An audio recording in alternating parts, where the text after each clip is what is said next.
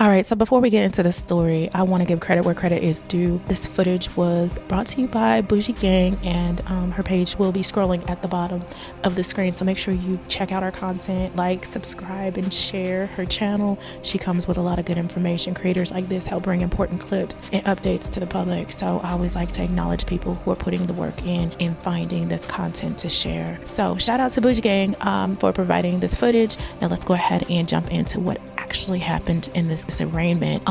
So much more to come, you guys. Check it out. With a plea of not guilty is entered on behalf of your client. So you're requesting to what date? I'm sorry. We can get 2 weeks home today. The not guilty plea entered by this court is withdrawn. Counsel is requesting to waive time for arraignment and plea to March 25th, 2026. Ms. Ortiz, you have the statutory and constitutional right to be arraigned today. The counsel is requesting that your arraignment be continued to March 25th, 2026. Do you waive your right to a speedy arraignment so that your arraignment can be heard on March 25th, 2026? Yes. Does counsel join the waiver? So join. The court finds that the defendant has made a knowing and intelligent waiver of her right to a speedy arraignment, and that her counsel joins in that waiver. Both agree that the next court date of March 25th, 2026 is the date of the arraignment. Yes. Do you have the protective order? Yes, Your Honor, I have a protective order that I currently I'll approach with the order. And is the court setting bail in this matter? Counsel reserving? Yes. Counsel is reserving. The court will set bail at $1,875,000.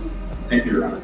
So, Ms. Ortiz, at this time, the court will issue the protective order. The protected persons are Robin Fenty and Raycom Myers. The court finds good cause to issue the protective orders and will order that you not harass, strike, threaten, assault, follow, stalk, molest, destroy, damage personal or real property, disturb the peace, keep under surveillance, or block the movements of the protected persons.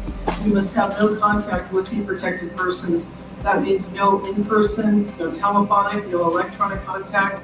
You're not to own or buy or try to buy or receive a firearm or ammunition. If you have any firearms or ammunition, you must surrender them to local law enforcement or store them with a licensed gun dealer within 24 hours of this order.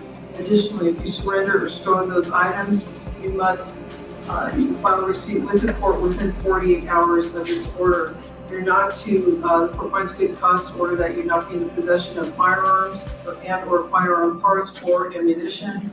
You're not to own or buy or possess body armor.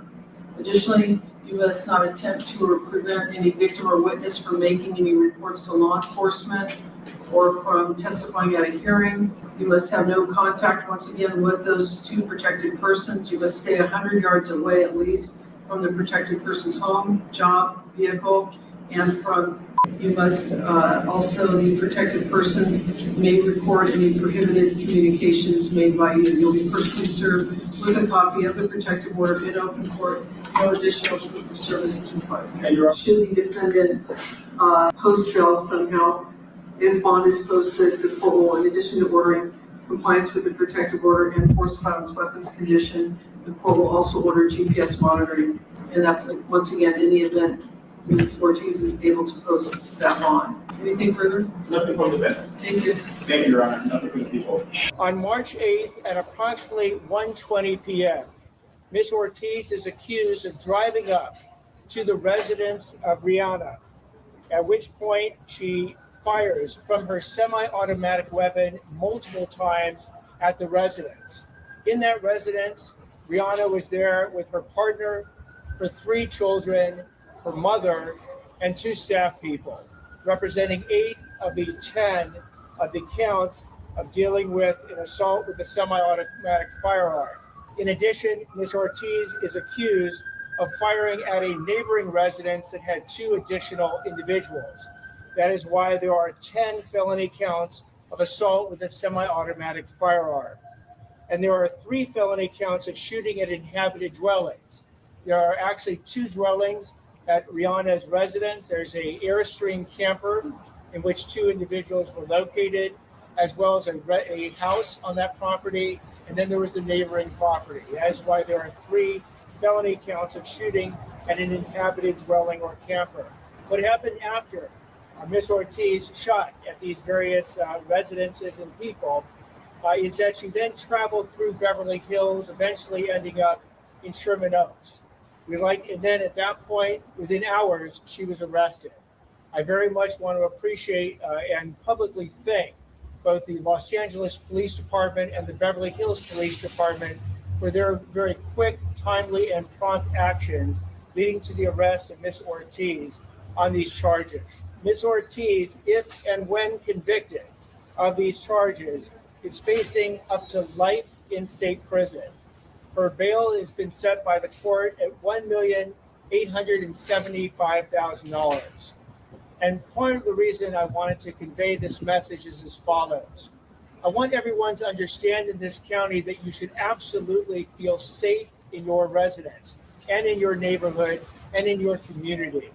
That safety is something we will work incredibly hard to protect. And when an individual comes into our community and decides to shoot it up, that individual will be arrested and held fully accountable for her actions. In this case, and in all cases in which it affects similar situations throughout our county. Again, the message is very simple and very clear. Come into this county from Florida, come into this county from anywhere in this county, and we will arrest you, we will prosecute you, and we will punish you if you want to engage in shooting at inhabited dwellings, at people, or in any similar circumstance. I'll now take some questions. How did she get the gun? That is under investigation. The two people were inside the Airstream. The two people that were inside the Airstream were Rihanna and her partner, Rakeem Mayers. And there was a bullet that hit the Airstream. The actual locations of each bullet is still under investigation. Added security for the Oscars itself, I am not able to comment one way or the other. All right, so there's been some major updates in this case involving this woman accused of opening fire at Rihanna's Los Angeles home. Listen, this suspect has been identified as Ivana Lisette Ortiz, and prosecutors say that she drove all the way from Florida, y'all, to Los Angeles before the shooting. That's crazy. Authorities say that she showed up outside Rihanna's Beverly Glen mansion on Sunday with a semi-automatic rifle and fired multiple rounds towards the home. At the time, Rihanna, A$AP Rocky, and their 3 children, Rihanna's mother, and staff members were all inside.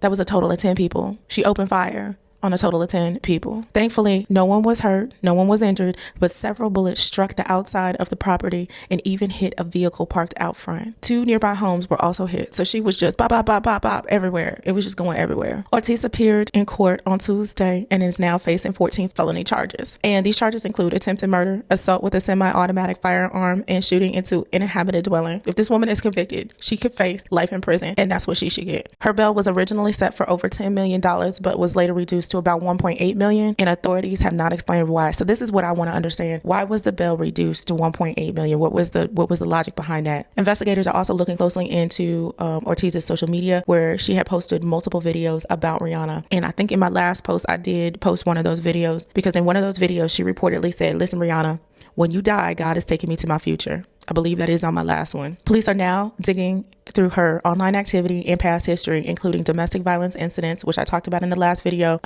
in Florida dating back to 2023, to understand what motivated this attack. Right now, the biggest question investigators are still trying to answer is simple. Why did this woman travel all the way across the freaking country to do this? That's what I want to know. You got to have some hate for somebody to travel across the country, put gas in your car, and travel across the country to shoot somebody up to go to prison. And this is the part of the story we don't fully understand. This was just a quick update. You guys make sure you like, follow, and share. I'm just going to try to keep up with this as best as possible, but this is very interesting, especially given the fact that if you go to her LinkedIn has posts regarding sex trafficking in Florida. So I don't know if she was trying to be a vigilante. I don't know what this woman, but I'm just curious to see as we go forward, as she goes forward in this trial, what the logic was, if she's just going to plead out that she was insane or whatever. But y'all make sure you like, subscribe, and share, and I'll see you in the next one. Peace.